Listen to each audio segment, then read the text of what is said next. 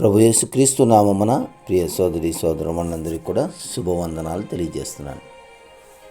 అందరికీ వందనాలండి. అందరూ బాగున్నారా? మరి మీ అందరూ కూడా క్షేమంగా ఉండాలని అనుదిన దేవుడికి నేను ప్రార్థన చేస్తున్నాను. అది నా కొరకు, మా కుటుంబం కొరకు, ఈ యొక్క లివింగ్ గాడ్లో మినిస్ట్రీ పరిచర్య కొరకు ప్రార్థన చేస్తున్న మీ అందరికీ హృదయపూర్వక వందనాలు. దేవునికి మహిమ కలుగును గాక. హల్లెలూయా. మరి ఈరోజు అనుదిన జీవాహారము, మరి దేవుని నుండి జీవాహారము, ఆత్మీయ ఆహారము, మరి వాక్యాన్ని మనం చూద్దాం. ఇర్మియా గ్రంథము 30వ అధ్యాయము 17వ వచనం ఈ విధంగా ఉంది: నేను నీకు ఆరోగ్యము కలుగజేసేదను, నీ గాయములను మాన్పేదను, ఇదే యెహోవా వాక్కు. అంటే 17వ వచనం చివరి లైన్ చదివాం. అంటే ఈరోజు దేవుడు చెప్తున్నవి రెండు ప్రాముఖ్యంగా కనబడుతున్నాయి ఇందులో. ఒకటి, నేను నీకు ఆరోగ్యము కలుగజేసేదను, నీ గాయములు మాన్పేదను. ఒకటి ఆరోగ్యము, రెండు గాయము. సోదరి సోదర, అదేంటండి ఆరోగ్యం ఏంటి, గాయం ఏంటి అని మనకి సందేహం రావచ్చు ఏంటి. ఆరోగ్యం అంటే మనకు భౌతికంగా చూస్తే అనారోగ్యం అంతా కూడా బాగు చేస్తానంటున్నాడు. అలాగే అది శారీరకంగా మన మనసుకి కలిగినటువంటి గాయాన్ని కూడా నేను బాగు చేస్తానంటున్నాడు. ఇది కొద్దిగా క్లారిటీగా అర్థం చేసుకుంటే చూడండి. ఇప్పుడు చాలామంది హాస్పిటల్కి వెళ్తారు. అక్కడ ఏమైనా ఉంటుంది బోర్డు, వైద్యశాల, వైద్య నిపుణులు. అంటే వ్యాధిగ్రస్తుడు వైద్యం చేయించుకుంటే వారికి స్వస్థత వస్తుంది.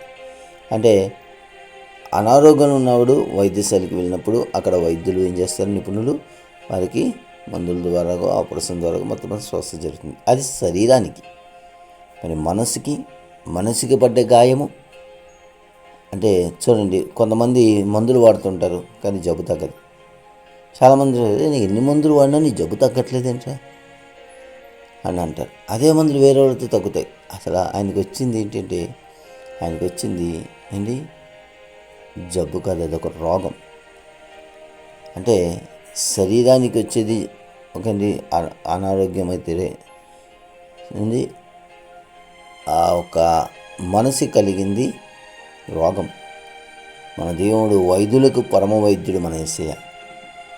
ఆయన శారీరకంగా రోగాన్ని కూడా స్వస్థపరుస్తాడు, నీ మనసుకి కలిగిన రోగాన్ని కూడా స్వస్థపరుస్తాడు. అందుకే యెహోవా రాఫా, నేను స్వస్థపరచు యెహోవా అని నేనే అన్నాడు. భౌతికంగా అయినా శారీరకంగా, ఇంకోటి ఆత్మీయ కూడా ఉంటుంది. బలహీనత, గాయాలు, స్వస్థత, దానికి కూడా స్వస్థతనిస్తాడు. కనుక దేవుడు చెప్తున్నాడు, నిన్ను బాగు చేస్తాను, నీ గాయాలు కడతాను అంటున్నాడు ఆయన. కనుక ప్రియ సోదరి సోదర, ఆయన శిలువ రక్తంతో, ఆయన పొందిన దెబ్బలతోనే మనకు స్వస్థత. కనుక ఈరోజు శారీరకంగా, మానసికంగా, ఆత్మీయంగా ఎటువంటి గాయమును తగిలినా, ఎటువంటి బాధ కలిగినా అందులో పరిపూర్ణ స్వస్థత ఈరోజు దేవుడు మనకు అనుగ్రహించును గాక. ఆమేన్. దేవునికి మహిమ కలుగును గాక. ఆమేన్.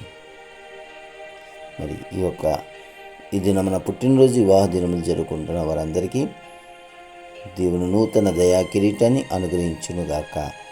ఆమేన్. దేవునికి మహిమ కలుగును గాక. ఆమేన్. అందరికీ వందనాలండి.